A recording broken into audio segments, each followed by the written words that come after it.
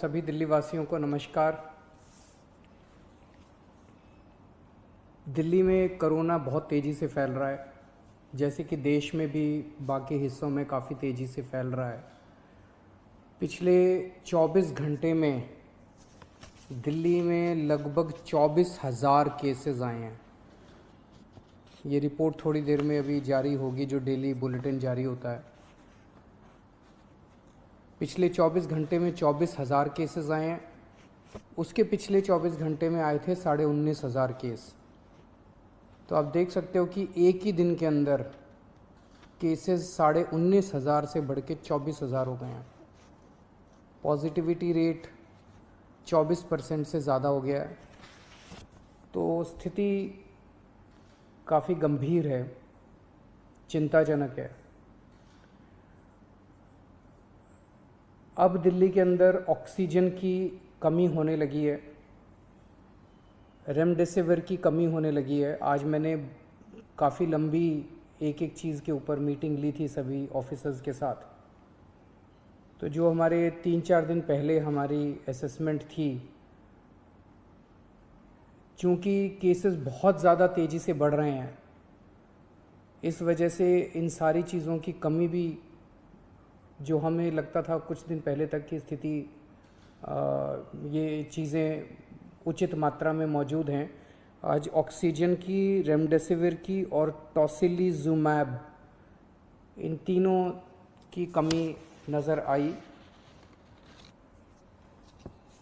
किसी भी health infrastructure की एक सीमाएं हैं। दिल्ली के अंदर भी सीमित बेड्स हैं, दिल्ली के अंदर भी सीमित आईसीयू के बेड्स हैं। जिस तेज़ी के साथ कोरोना बढ़ रहा है, जाहिर है कि एक सीमा के बाहर आके हर हेल्थ सिस्टम की एक सीमा होती है। तो बेड्स बहुत तेज़ी के साथ, जो ऑक्सीजन बेड्स हैं, जो आईसीयू बेड्स हैं, बहुत तेज़ी के साथ ख़त्म होते जा रहे हैं। लेकिन आपकी सरकार पूरी कोशिश कर रही है कि बेड्स को और ज़्यादा से ज़्यादा बढ़ाया जाए। पिछले कुछ दिनों में हमने कई कदम उठाए, जिसकी वजह से बेड्स को काफ़ी ज़्यादा बढ़ाया गया और अभी तक दिल्ली में बेड्स की कमी नहीं होने दी गई।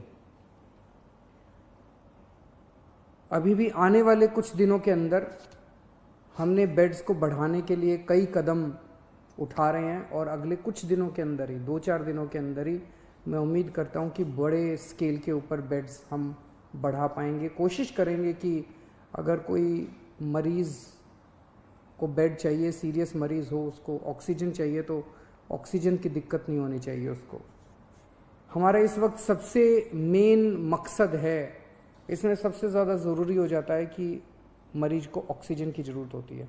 तो हम जितने ज़्यादा से ज़्यादा बेड्स क्रिएट कर रहे हैं, हम कोशिश कर रहे हैं कि उनको ऑक्सीजन बेड्स बनाया जाए, ताकि एक लेवल के सीरियस मरीजों को उसके ऊपर इलाज किया जा सके। तो यमुना स्पोर्ट्स कॉम्प्लेक्स में और कॉमनवेल्थ गेम्स में लगभग 1300 ऑक्सीजन बेड्स का इंतज़ाम किया जा रहा है।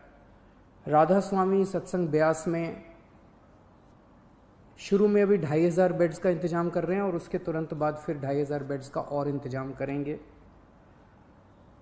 जो अभी कुछ दिन पहले मैं जब आपके सम्मुख आया था, मैंने बताया था कि किस तरह से होटल्स को, बैंक्वेट हॉल्स को हॉस्पिटल्स के साथ अटैच किया जा रहा है। तो लगभग 2100 बेड्स इस तरह से होटल्स और बैंक्वेट हॉल्स को हॉस्पिटल्स के साथ अटैच करके हम 2100 ऑक्सीजन बेड्स बनाने में सफल हुए हैं, जो कि कल या परसों में ऐप में भी आ जाएगा। और वो हॉस्पिटल्स, वो ओवरऑल हॉस्पिटल की निगरानी में होंगे। जो भी बैंक्वेट हॉल में और होटल में उनका इलाज हो रहा होगा, तो वो हॉस्पिटल की निगरानी में होंगे, तो एक तरह से हॉस्पिटल का हिस्सा होंगे। तो इस तरह से लगभग अगले 2-4 दिन के अंदर मैं उम्मीद करता हूँ कि 6,000 बेड्स और हम इस पूरे सिस्टम के अंदर ऐड करने में सक्षम होंगे। लेकिन जिस तेज़ी के साथ कोरोना बढ़ रहा है, अभी किसी को नहीं पता इसकी पीक कहाँ पे आएगी। जैसे मैंने बताया, परसों 19,500 थे, कल के केसेस पिछले 24 घंटे के 24,000 आए हैं। कल कितने होंगे, फिर परसों कितने होंगे और फिर उसके बाद कितने होंगे, किसी को नहीं कह सकते। इसीलिए हमें अपनी तैयारियां और बढ़ चढ़ के करनी पड़ेंगी। हम इस वक्त ज़रा सी भी आलस नहीं कर सकते, ज़रा सी भी सांस नहीं ले सकते। इस वक्त हमें 24 घंटे मेहनत करके ज़्यादा से ज़्यादा इंतजाम आगे करने पड़ेंगे, ताकि अगर कोरोना उतना हो जाता है तो हम एक कदम कोरोना से आगे होने चाहिए।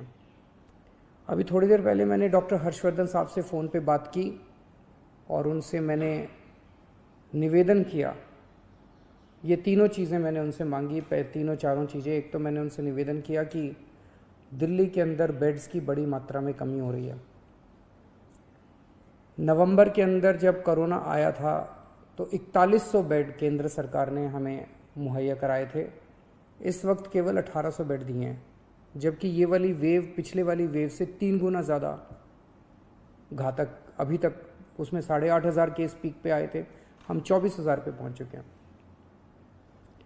तो उनसे मैंने निवेदन किया, दिल्ली केंद्र सरकार के लगभग 10,000 बेड्स हैं दिल्ली में, इसमें से कम 50% बेड्स कोरोना के लिए रिज़र्व किए जाएं। जैसे अगर मैं बताऊं, जो मेन ऑल इंडिया मेडिकल है उसमें 1162 बेड्स हैं टोटल, उसमें से केवल 23 बेड्स कोरोना के लिए रिज़र्व किए गए हैं।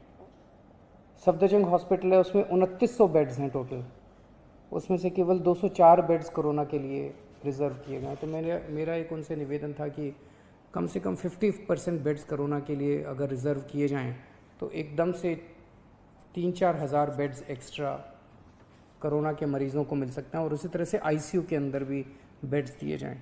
दूसरा, उनको मैंने बताया कि किस तरह से दिल्ली के अंदर ऑक्सीजन की कमी हो रही है। अगर ऑक्सीजन की तुरंत सप्लाई दिल्ली में की जाए, और प्राइवेट हॉस्पिटल्स में आज मुझे बताया गया है कि ज़्यादा कमी हो रही है, तो अगर ऑक्सीजन की सप्लाई तुरंत करवा दी जाए। और तीसरा, मैंने उनको बताया कि रेमडेसिविर और टोसिलिजुमैब की काफ़ी किल्लत हो रही है, अगर वो मुहैया कराई जा सके। हमें केंद्र सरकार से हमेशा कोरोना की लड़ाई के दौरान मदद मिली है, और मैं पूरी उम्मीद करता हूं कि इस बार भी केंद्र सरकार दिल्ली में हमें पूरी मदद मिलेगी। ये भी सामने ऐसी खबरें आई हैं कि ये कुछ दवाइयाँ जिनकी शॉर्टेज हो रही है, इसकी शायद कभी ब्लैक मार्केटिंग ना हो रही हो, होर्डिंग ना हो रही हो। तो आज अफसरों की मीटिंग में सख्त निर्देश दिए गए हैं कि उनके ऊपर रेड मार के और सख्त से सख्त कार्रवाई की जाए अगर कोई भी इन दवाइयों की होर्डिंग या ब्लैक मार्केटिंग करते हुए पाया जाता है। तो एक शिकायत ये आ रही है, और ये सही भी है, कि टेस्ट्स में अचानक दिल्ली के अंदर, दिल्ली देश में अकेला शहर था जहाँ 24 घंटे में टेस्ट के रिजल्ट आया करते थे। पिछले कुछ दिनों से 3-3, 4-4 दिन लग रहे हैं टेस्ट्स में। ये शिकायतें आ रही हैं, और उसका कारण ये है कि कुछ लैब्स ने अपनी कैपेसिटी से ज़्यादा सैंपल उठाने चालू कर दिए हैं। उनकी कैपेसिटी मान लीजिए 5,000 की है दिन की, वो 10,000 ले लेते हैं, 15,000 सैंपल डेली ले लेते हैं, और वो एक देने सैंपल का रिजल्ट देने में उनको 3-3, 4-4 दिन लग जाते हैं। इससे नुकसान आप समझिए कि एक सीरियस मरीज, उसने आज सैंपल दिया, उसका रिजल्ट अगर 3 दिन बाद आएगा, 3 दिन के अंदर तो उस व्यक्ति की मौत भी हो सकती है। तो उनकी ज़िंदगी के साथ खेल रहे हैं। ऐसी लैब्स के खिलाफ सख्त कार्रवाई की जाएगी जो अपनी कैपेसिटी से ज़्यादा सैंपल उठाते हैं और 24 घंटे के अंदर रिपोर्ट नहीं देते। और सभी डीएम्स को भी इंस्ट्रक्शंस दिए गए हैं कि किसी भी लैब को सैंपल देने के पहले देखें कि उनके पास कुछ पेंडिंग सैंपल्स तो नहीं पड़े हुए हैं। उन लैब्स को बिल्कुल सैंपल ना दिए जाएं जो 24 घंटे के अंदर अपनी रिपोर्ट नहीं दे रहे हैं। कुछ हॉस्पिटल्स देखने को मिले, हमारा एक ऐप है दिल्ली सरकार का, उस ऐप में आपको रियल टाइम बेसिस पे पता चलता है कि किस अस्पताल के अंदर कितने बेड भरे हुए हैं, कितने बेड कोरोना के खाली हैं, कितने आईसीयू बेड हैं, कितने खाली हैं, कितने भरे हुए हैं। रियल टाइम बेसिस के ऊपर इस ऐप पे आप देख सकते हो। और ये ऐप हम नहीं चलाते, हर हॉस्पिटल को हमने पासवर्ड दिया हुआ है, वो हॉस्पिटल वाले खुद उसमें डेटा भरते हैं। तो जिस हॉस्पिटल ने अपने ऐप में, हमारे दिल्ली सरकार के ऐप में भरा हुआ है कि अभी मेरे पास 40 बेड खाली हैं, और कोई वहाँ जाता है और बेड मांगता है और अस्पताल मना कर देता है, तो ये इसके खिलाफ अब सख्त कार्रवाई की जाएगी। इस तरह की शिकायतें आ रही हैं कि ऐप में दिखा रहे हैं कि बेड है, लेकिन अस्पताल बेड दे नहीं रहे, वहाँ जाते हैं तो कहते हैं बेड खाली नहीं है। ऐसे अस्पतालों के खिलाफ जो गलत जानकारी भर रहे हैं, जो फ़ोन पे ठीक जानकारी नहीं दे रहे हैं, और ऐप में होते हुए भी अगर वो मरीज को बेड नहीं देते हैं, ऐसे अस्पतालों के खिलाफ अब सख्त कार्रवाई की जाएगी। कोरोना से निपटने के लिए हमें मजबूरी में ये वीकेंड कर्फ्यू लगाना पड़ा।